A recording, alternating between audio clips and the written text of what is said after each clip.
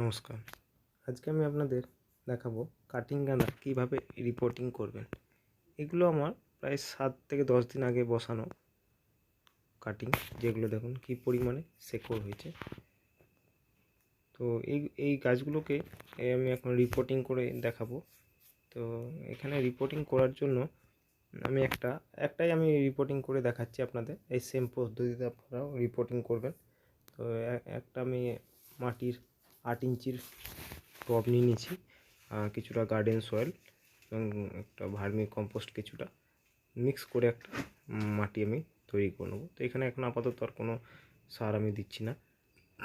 গাছটা যখন লেগে যাবে তখন আমি মাঝে মধ্যে অর্গ্যানিকই সার প্রয়োগ করব, কোনো রকম রাসায়নিক সার দেবো না।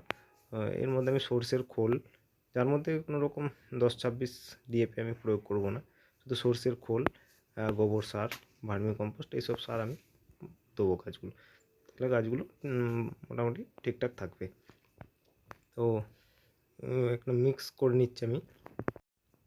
আপনারা এই পদ্ধতিতে গাছ বসান, তো গ্রীষ্মকালে অসংখ্য আপনারা কাটিং গাঁদা থেকে ফুল পাবেন।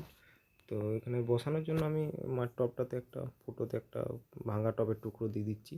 দেওয়ার পরে গাছটা বসিয়ে নেব। তো গাছটা বসিয়ে আমি মোটামুটি 7 থেকে 10 দিন পর 10 দিনের জন্য একটু ছাওয়াযুক্ত জায়গায় রেখে দেবো। তারপর আমি এটাকে বাইরে বের করে দেবো।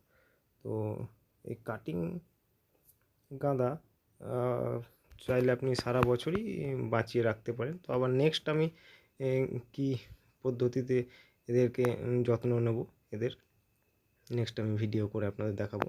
তো এইরকম আরও ভিডিও দেখার জন্য চ্যানেলটি সাবস্ক্রাইব করুন, লাইক শেয়ার করে পাশে থাকুন।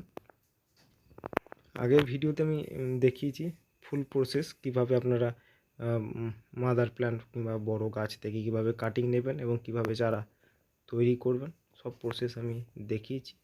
তো এই পদ্ধতি আপনার ফলো করুন। গাছটিকে এগুলো কত পরিমাণ, কত সুন্দর দেখুন, রুটে প্রত্যেকটা গাছে পুরো রুটে ভর্তি হয়ে গেছে, রুট ভর্তি হয়ে গেছে।